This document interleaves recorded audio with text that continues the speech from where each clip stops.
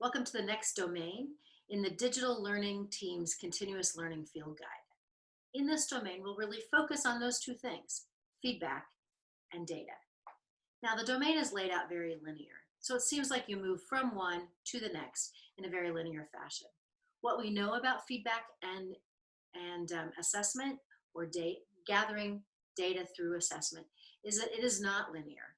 It rotates, it circles back and forth again and again and again. But that's really difficult to do in this format of learning. So consider that as you work through this domain. This domain begins with really taking a deep look into feedback. What exactly do we mean by feedback? And how do we use feedback so that we're moving the learning forward? We'll have a chance to hear Dr. John Hattie give some of his remarks on feedback through a podcast. You can hear what he has to say about the 4 types of feedback and what he's seen as successful in classrooms across the world. You'll also have a chance to dig a little bit deeper into different kinds of feedback, including self-assessment and peer assessment or peer feedback between students. How exactly does that work in this online environment? And finally, you'll look more deeply into formative assessment.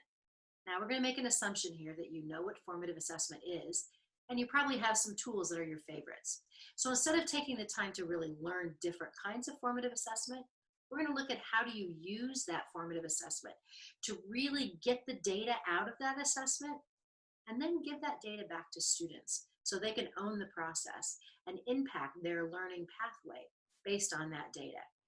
How do you do that in this online and learning environment? It really gives it as a benefit instead of only seeing it as kind of a more difficult learning time.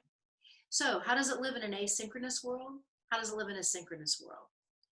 The final activity is for you to really take some of those of your favorite formative assessments, the ones that you've used, the ones that you feel comfortable with, or it gives you a chance to learn a few that maybe you haven't used as much. And how do you apply those in both an asynchronous and a synchronous time frame in your classroom? There is a dig deeper section where you can learn more about feedback if you'd like to kind of go deeper into this.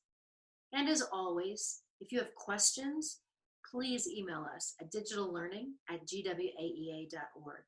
And thank you for completing this module.